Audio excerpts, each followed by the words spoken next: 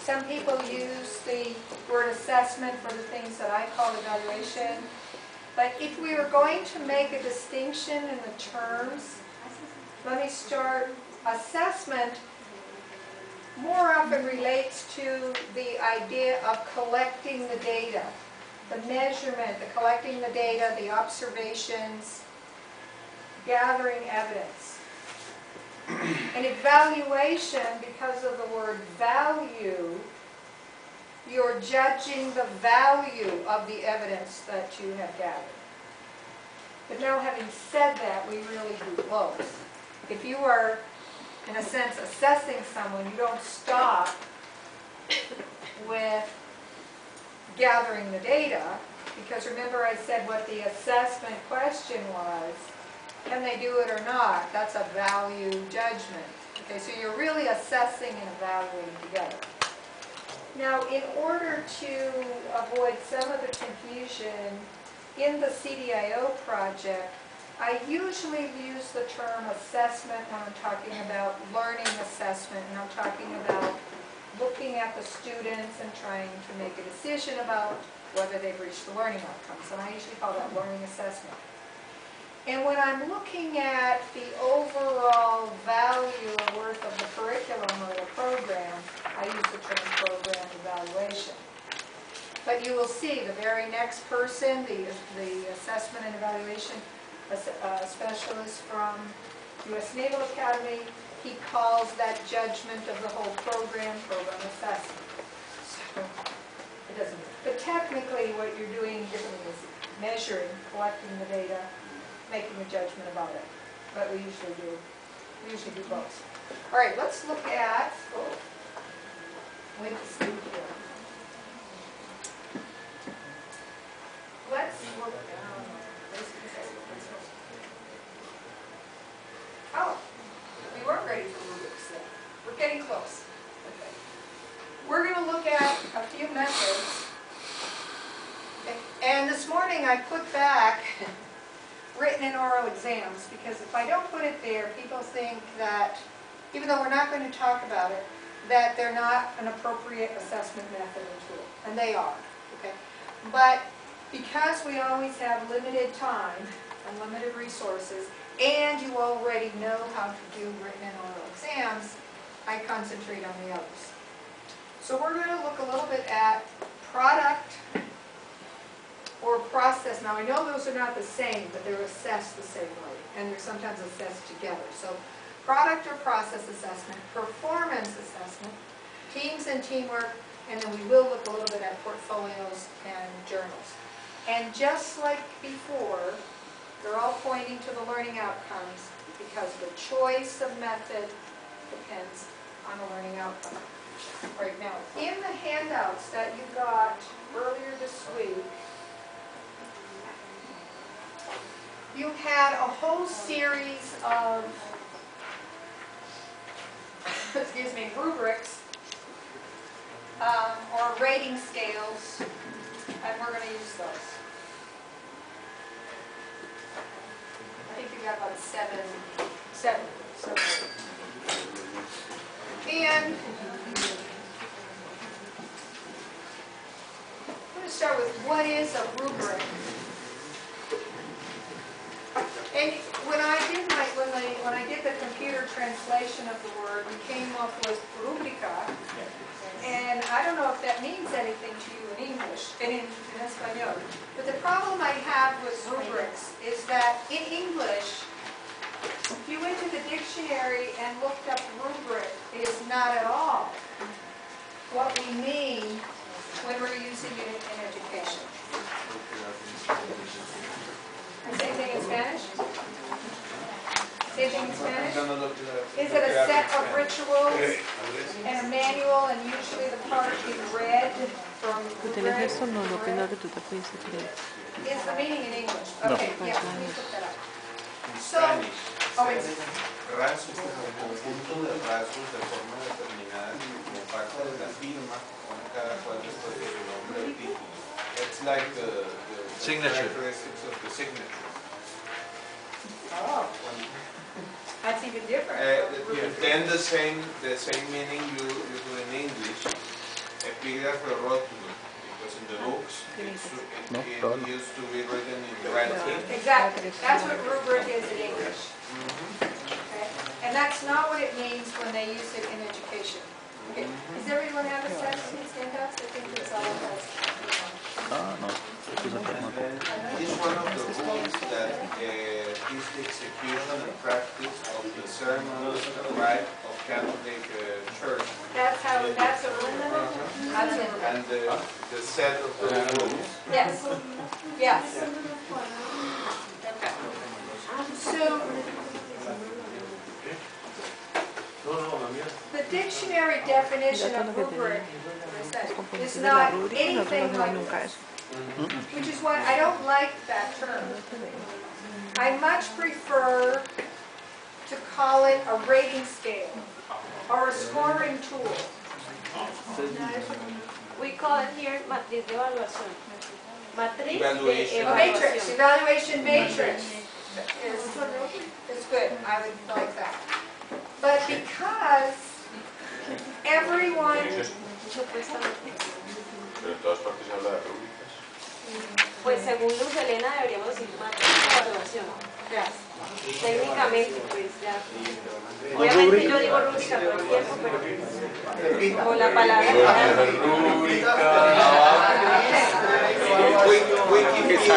Wikipedia says, una rúbrica es una herramienta de calificación utilizada para realizar evaluaciones subjetivas. in Wikipedia, En Wikipedia. and what do they know? No sources of reference. Okay, but because everyone today in learning assessment calls them rubrics. I call them rubrics. So initially I wouldn't, because I said that's not what but I do know. So whatever you call them, and so you will hear me calling them rating scales or scoring tools or rubrics.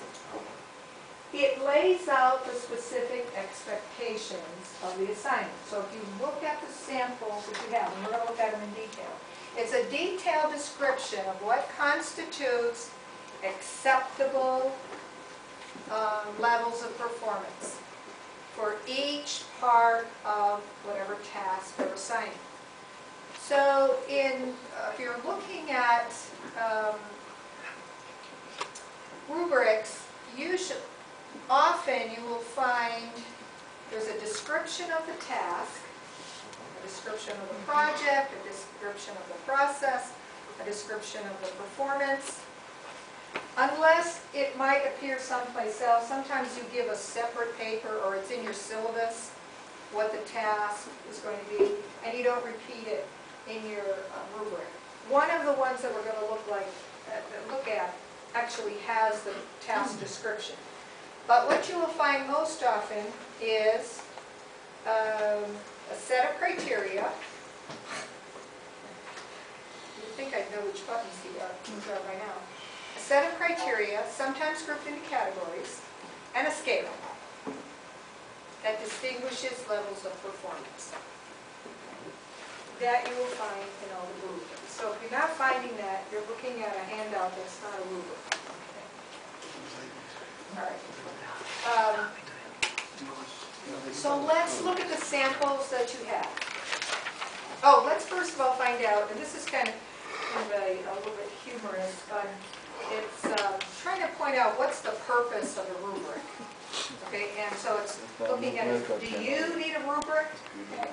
And so here are you are getting carpal tunnel syndrome from writing the same comments on almost every student project. Yes? You need a rubric. Okay. It's 3 a.m. and the stack of technical reports on your desk is fast approaching the ceiling. If you have to say yes, you need a rubric. Students often complain that they cannot read the notes you labored so long to produce. When does it happen? You spend all this time writing wonderful feedback, and they can't read your writing. On this note, in the course that I just took last month, in June, we had to write short reflections about the topic that we were studying for each class. And he said, keep them short, and I did, and it's hard for me to keep things short, but I did. When I got it back from the instructor, he wrote more than I wrote in my original reflection. I mean, he spent a lot of time on feedback, but I had to laugh at that one, because his comments were really longer than what I started with. And I could read his writing. Okay, the next one. You have graded all your projects, and you worry that the last ones were graded differently from the first ones. Oh, yeah, I'm tired. You either are too strict as you go along, because you're now getting annoyed that they're not getting it, so you demand more the next ones, or you're so tired that they could write anything, and it'll be okay. So this problem of, are the first and the last evaluated the same way? You want students to develop the ability to reflect on ill-structured problems, but you're not sure how to clearly communicate that to them. Okay? How do you explain what a good ill-structured problem, or the solution to an ill-structured problem looks like?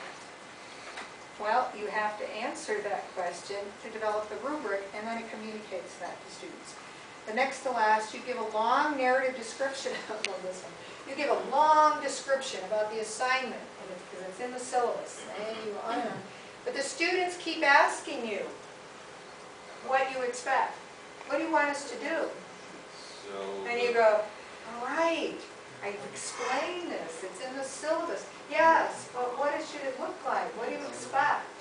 So the trick would be to give the rubric to the students beforehand. Yes. Yes. As a communication tool. You collaborate with colleagues on designing the same projects for the program courses, yet you wonder if you're grading them the same. Okay. Sometimes you invite colleagues to help you to assess something in your course, either to look at the projects, and you ask 2 or 3 colleagues to come and help you to judge the projects the students have done. You want to make sure you're judging them and grading them the same way, and evaluating them the same way. So in all these circumstances, a rubric is going to help. Doris, what is an ill-structured problem? I don't understand that. For illness or?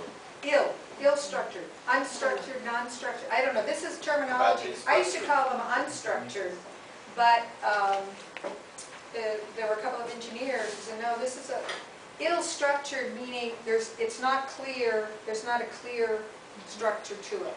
Okay. So it's kind of a fuzzy. There's a structure, but the term ill is from illness or something? Yes, ill from illness, like deficiency, not enough structure. Ill-conceived, Yes, yes, ill-conceived. So it's a negative, not unstructured, not structured. Okay.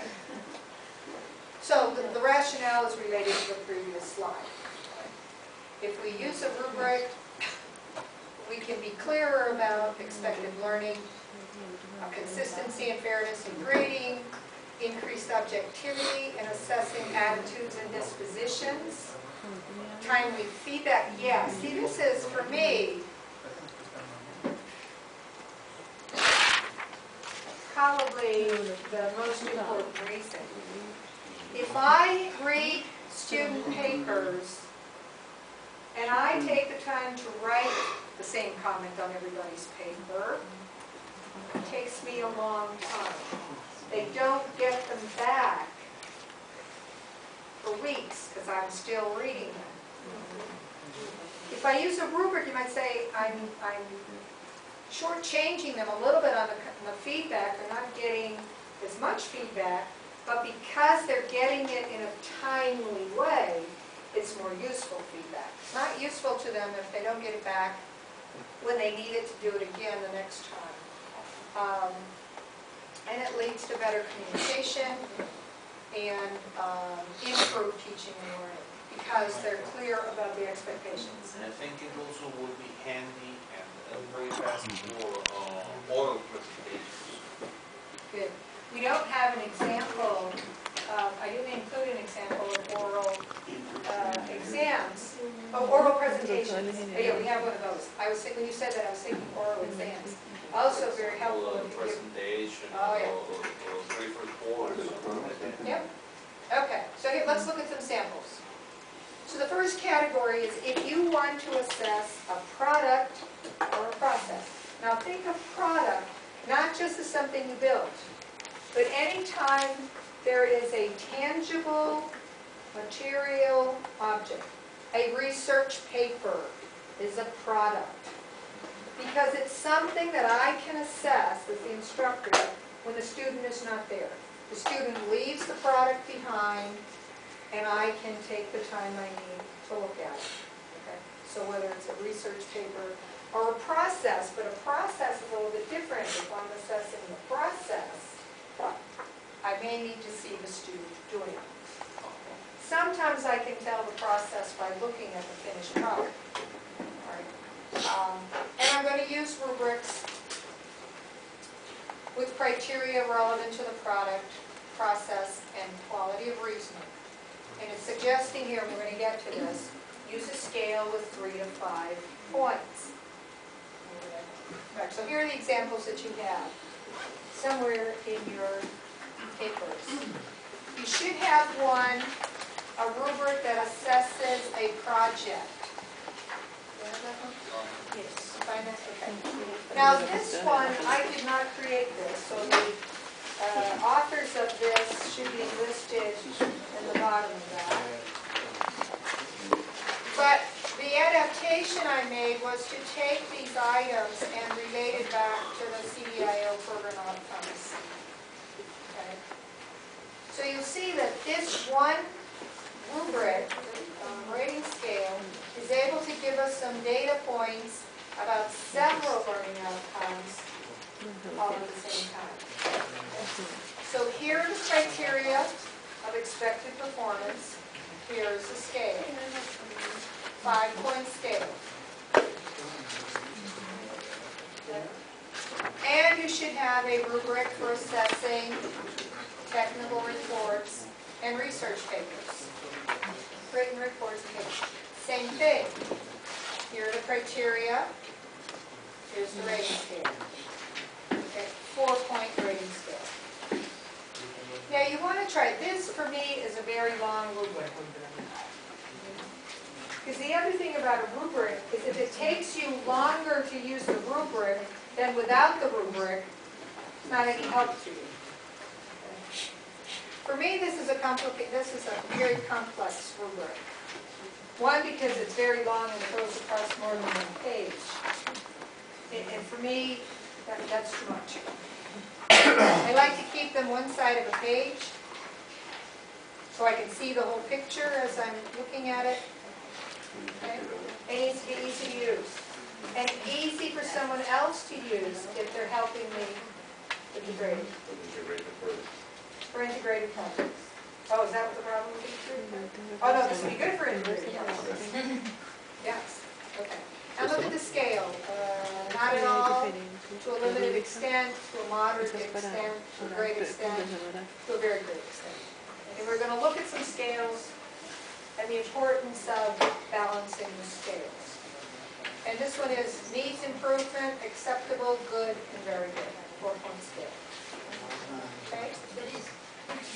Is it possible that in my rubric I have different sets of criteria with different scales? For example, here you have not at all, to the little extent, etc. And maybe I have another set of criteria with needs improvement, acceptable, good, and very good. I would make separate rubrics. You're only making it harder for yourself if you put them all in the same one. Okay. So I would pull out pieces of it and say, okay, these things related to that, this scale doesn't fit. It was like when we did the stakeholder survey. Remember I said to you, this scale doesn't seem to fit, so let's use a new scale.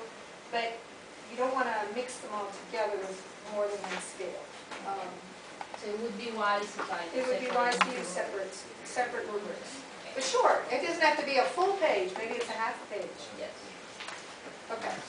So products, do you have an idea? But think about the kinds of products in your class. So anything that's a physical thing, tangible product, tangible thing that resides, that can be left with you when the student is gone.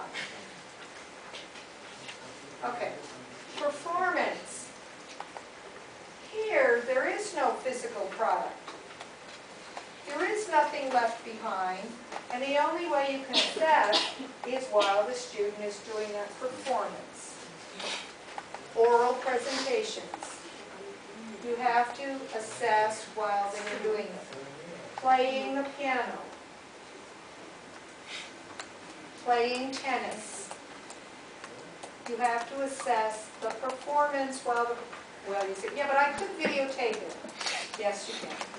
Okay. So you can evaluate the performance by videotaping and looking at it. So, break time.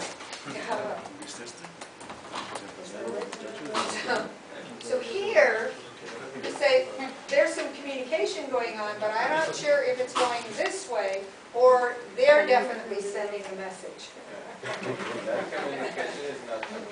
And the communication is not coming from there. You have a rubric. The rubric that you have is presentations and technical briefings. So take a look at that and we'll come back to that. But let's take our time. Bueno, let's go.